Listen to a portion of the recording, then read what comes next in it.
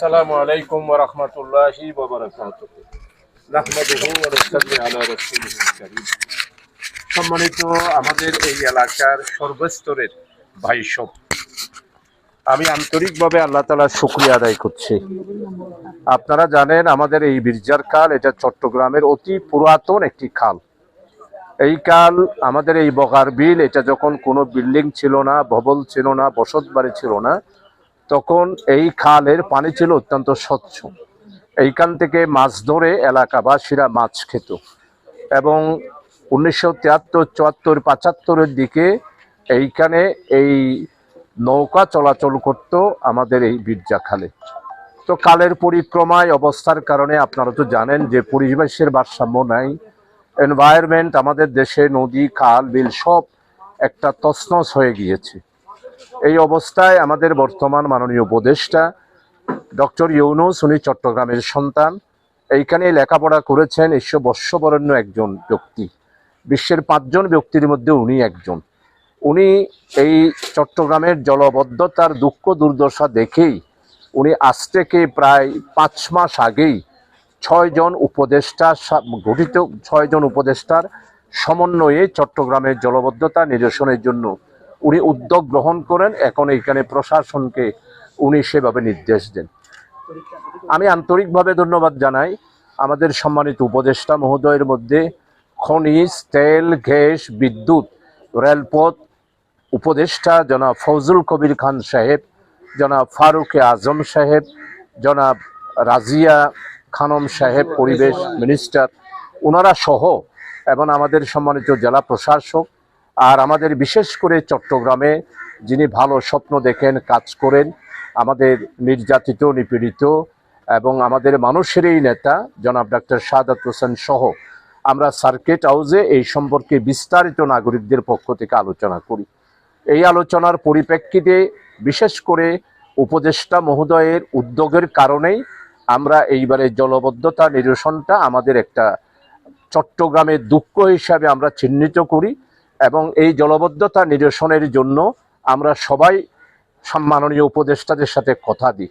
সেই কথা অনুসারেই আমাদের সিটি কর্পোরেশনের সম্মানিত মেয়র এইগুলো চিহ্নিত করেন এবং বিভিন্ন খাল খননের জন্য উনি উপদেষ্টা মহোদয়ের সাথে পরামর্শ করে কার্যক্রম শুরু করার জন্য উদ্যোগ গ্রহণ করেন।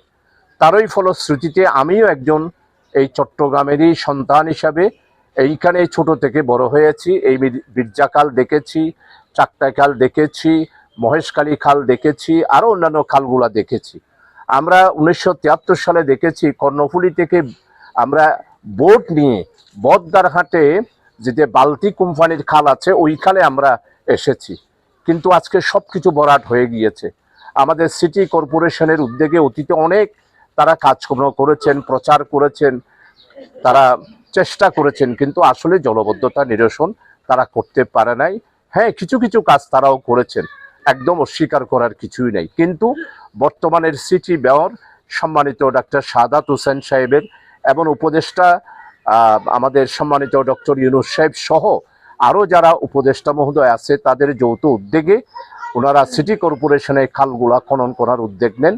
ওনারা অত্যন্ত উদার দৃষ্টিতে, আমরা বাংলাদেশ জামাত ইসলামী চট্টগ্রাম মহানগরীতে একটা খাল আমরা চেয়েছিলাম, আবেদন করেছিলাম, সেটার পরিপ্রেক্ষিতে বিরজা খালটা খননের জন্য আমাদের উপর দায়িত্ব দেওয়া হয়। এই বিরজা খাল এখন যেই অবস্থা আছে, আমার মনে হয় অতীতে কি অবস্থা ছিল আপনারা সবাই জানেন। আমরা প্রথম যখন মাননীয় মেয়র সাহেব সহ আমরা যেই দিন উদ্বোধন করি, এইখানে পাহাড়ের মতো ছিল, এখানে কোনো পানি চলাচল ছিল না, আবর্জনার মাধ্যমে টোটাল 3000 ফিটের মতো এইখানে মাটিতে ভরাট হয়ে গিয়েছিল। সমস্ত পানিগুলো এসে জলবদ্ধতা হতো আমাদের এই বাঁকুড়িয়ার বিভিন্ন এলাকাতে, মানুষ চলাচল করতে পারতো না।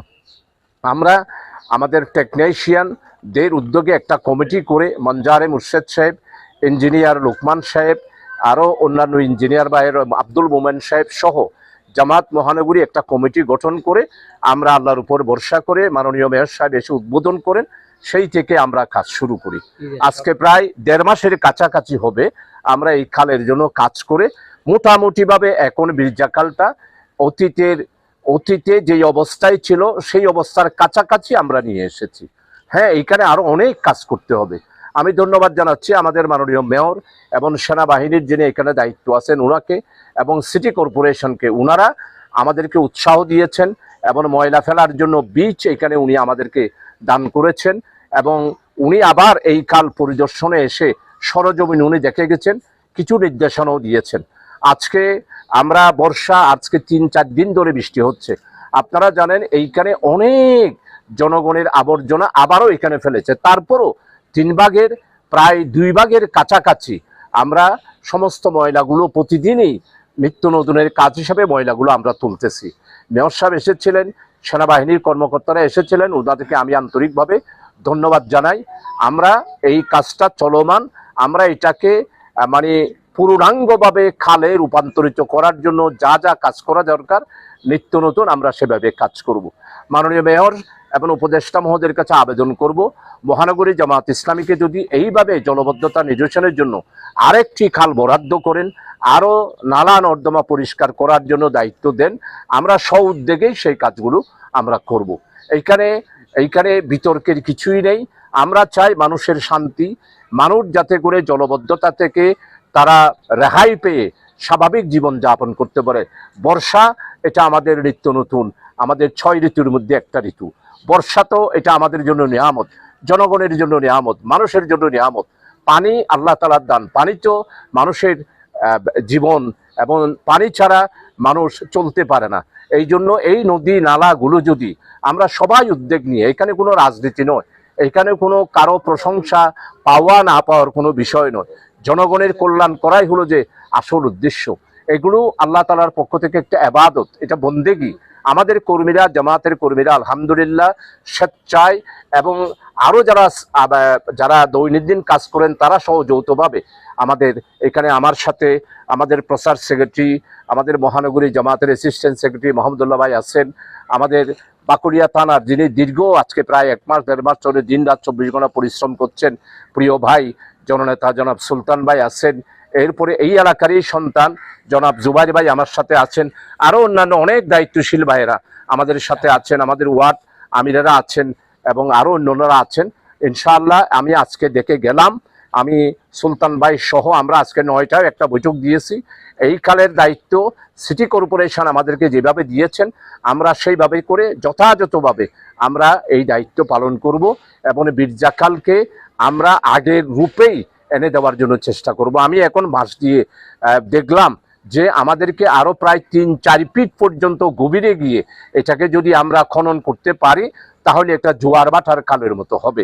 এইখানে সেনাবাহিনীরা কাজ করতেছেন, ওনারা অনেক কাজ অগ্রসর হয়েছেন, তবে অতীতের তুলনায় এইবারে জলবদ্ধতা চট্টগ্রাম মহানগরীতে আমার দৃষ্টিতে, আমি সব জায়গায় খবর নিয়েছি, দেখেছি, যেখানে পানি উঠতো, আপনারা জানেন আগ্রাবাদের ওইদিকে বাসা বাড়িতে আপনার জ্বালানি জন্য তারা সেখানে স্টোভ ব্যবহার করে চৌকির উপর দিয়ে রান্না করতো, কিন্তু এইবারে 3-4 দিনে আপনারা জানেন প্রায় 60 থেকে 70% জলবদ্ধতাকে চট্টগ্রাম মহানগরী মোটামুটিভাবে একটা অবস্থায় এসেছে।